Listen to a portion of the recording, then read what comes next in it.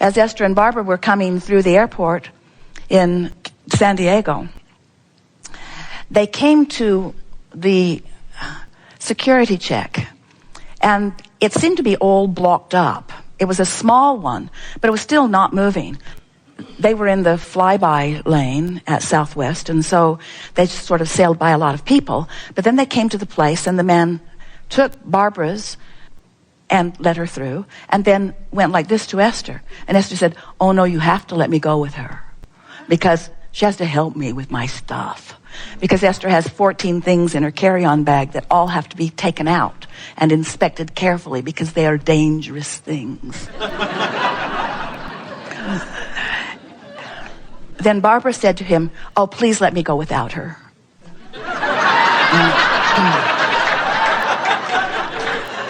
And Esther said, "Oh, please don't let her go without me."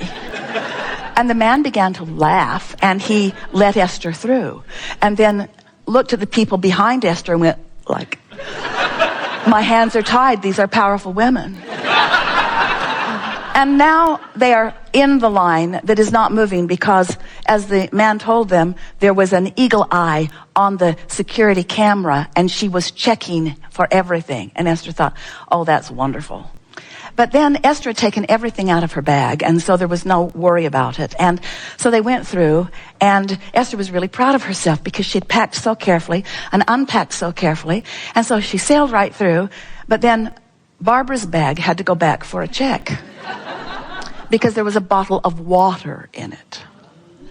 And Esther is laughing because Barbara is the one who is counseling her on how to fly. And she has a bottle of water, a forbidden bottle of water. Because everyone knows how dangerous water can be.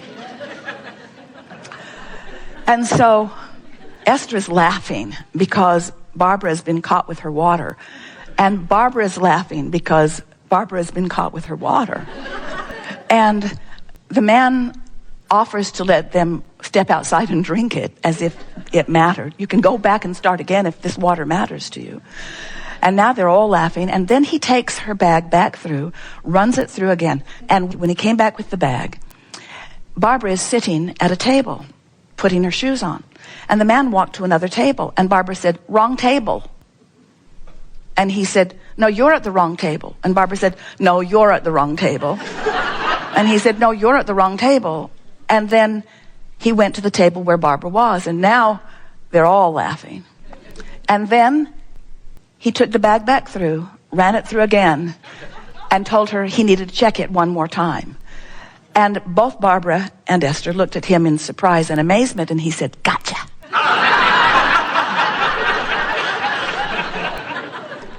And as they moved on through, they couldn't stop laughing, and Esther couldn't stop noticing the amazing fun that they had had at a place that is usually no fun at all.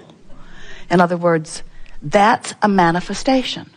It's a manifestation. What you're living in any moment is a manifestation. Manifestations surrounding you. The people you meet, manifestations. The way they play with you or not, manifestations. The way you feel as you move through your day, manifestations. Your life is unfolding, manifestation, manifestation, manifestation, manifestation. And it keeps moving. Have you noticed? There it went again, there it went again, there it went again, there it went again, there it went again. So you have constant personal control over the manifestation of your moment. And what trips you up often is you're looking long term where you have not enough power or not enough clarity, and letting the future, to which you have not enough answers right now readily available to you, concern you, where if you would just be present in the moment and be aware of the manifestation that's happening now and adjust your vibration accordingly. In other words, that little bit of fun got more fun started and more fun started, and now they come to a place where there are two seats but not together. And what's sitting in the seat that is between the seats is a magazine and a cell phone. And so Esther is thinking, well, I'll sit on this side of the magazine and the cell phone, and Barbara can sit on the other side of the magazine and the cell phone. But Barbara is thinking, that's ridiculous. I'm going to move the magazine and the cell phone. So she did what Esther thought was a forbidden thing. She touched someone else's things and moved it to another seat and explained to the man who had told them that someone had been sitting there, well, now he sits here.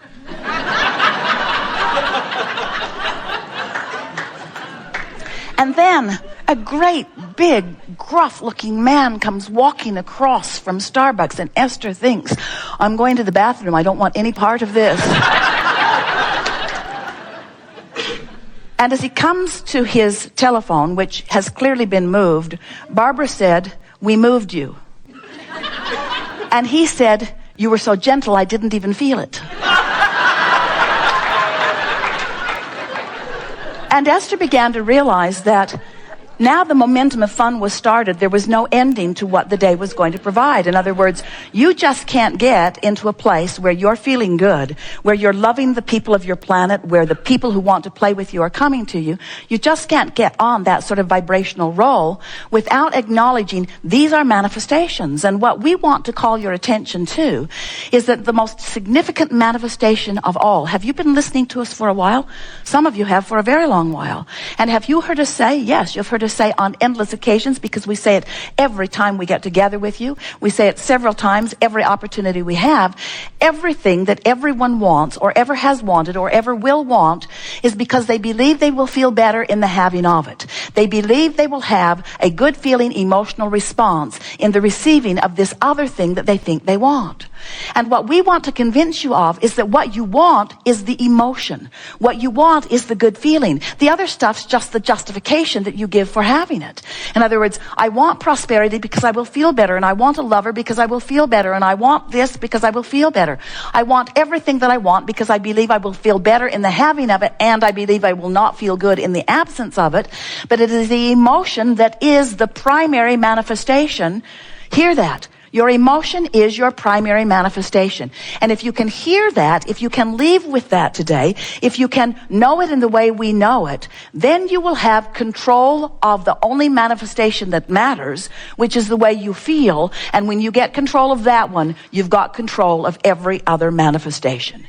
You've got control of financial manifestations, of physical manifestations, of relationship manifestations, of worldwide manifestations, of weather manifestations. You have control of every other manifestation if you deal with the only manifestation that matters, which is, how am I manifesting in this moment? Which means, oh, hear this. It's the first time we've said it this well. Oh, we forgot. No, we didn't forget.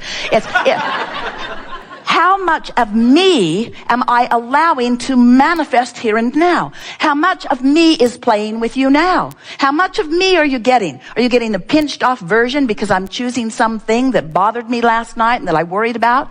Am I choosing something that only allows a little bit of the manifestation of me to be here so you get the raw, ragged edged, on-retoed version of me? Is that the manifestation that you're getting of me? Or are you getting the full-blown, tuned in, tapped in, turned on, source energy manifestation of me? That's the manifestation. You are the creator of you. You are the creator of you in your moment, you in your conversations, you with the security guard, you with the strangers, you with your friends, you with your lovers. You are the creator of you. You are the creator of you. You are the creator of your manifestations, moment by moment by moment by moment by moment, and you've got control of that. So something happens that gets your attention, and because it has your attention, and it doesn't have the attention of your source. Did you get that? If you feel negative emotion, it means it's got your attention, just not the intention, not the attention or intention of the larger part of you. In other words, when you're feeling afraid, or when you're feeling angry, when you're feeling blameful, you're out there on the raw and ragged edge without the resources of your source, because you are depriving yourself of the full integration or blending of all of that because of the vibrational attitude of whatever it is that you're focused upon. That's what negative emotion always means. So when you get it, that you have control of what you give your attention to, then you know that you can set yourself up for wonderful moments after wonderful moments after wonderful moments. There's no reason for you to dip. But if you believe that your happiness is dependent upon controlling some circumstances that you can't control, so you let the unpleasant circumstances be the reason for your focus, just because you are letting unpleasant circumstances be the reason for your focus doesn't mean that the source within you is letting it, we started to say, is dumb enough, but that would be unkind, to let it be the subject of their focus. In other words, when you focus on something that doesn't feel good, it means you've focused yourself apart or away from in resistance to who you really are. And that, in fact, is the sum total, complete, entire reason for any negative emotion that you feel. You think it's because of the subject of your focus. You think that's why you feel bad. If that would change, I will feel better. That isn't true at all. The reason that you feel bad is because you're using something as your excuse to not allow yourself the blending that must be there in order to feel good. So the primary manifestation that you must look for, if you care about the way you feel, and we know you do, is the manifestation of your orientation with your inner being. In other words, your inner being is who you are. So here's how it works. You were source energy before you came into this physical body. And a part of you came into this personality that you know as you, but the larger part of you remains non-physically focused. It's a fact. Accept it. So here you are, exploring life experience, knowing what you don't want, knowing what you do want, and coming to constant conclusions about what would be better. So you shoot off these vibrational rockets of desire, whether you ever say, I want that, or I would like that, or I prefer that. And of course you say that a lot. But even when you don't say it, your preferences are duly noted by source energy, because that expanding preference moves into what we are calling your vortex of creation. It's just a vibrational version that is the predecessor to all of your wonderful manifestations. And the source within you, who holds no resistance, who understands everything that you want, becomes the vibrational equivalent of it in the moment that you give birth to it. That's why we say step 1 is you sift and sort and ask, and step 2 is source answers. Source literally becomes what you are asking for. But there's another step, and it's really the basis of the body of work that we have been doing with you through these years. And that is, you must find a way to become a vibrational match to not just what you're asking for, but to who you have become because of what life has caused you to ask for. You can't become it vibrationally and not go without feeling bad. So every bit of negative emotion that you have, every bit of it, whether it's negative emotion or whether it's a manifestation that is negative, that is even bigger than the emotion itself, everything that you would call unwanted experience, from emotion right out to whatever the manifestation is always the same thing. It is an expansion that you have not yet completely allowed yourself to experience fully.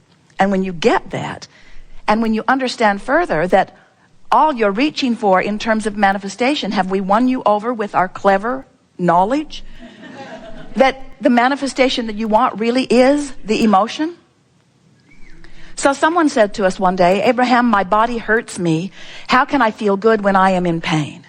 And we said, because you have to separate the physical manifestation from the emotional manifestation. We said you have to separate what has manifested so far from what's in the vortex. You have to separate the emotion from what you are calling reality, because there's another vibrational reality that you have not fully embraced. And when you do, your emotion will be one of ease. We knew that she could leave her fear behind this red hot minute, while it was unlikely that she would leave her physical discomfort behind this red hot minute. So we were saying to her, you have a choice.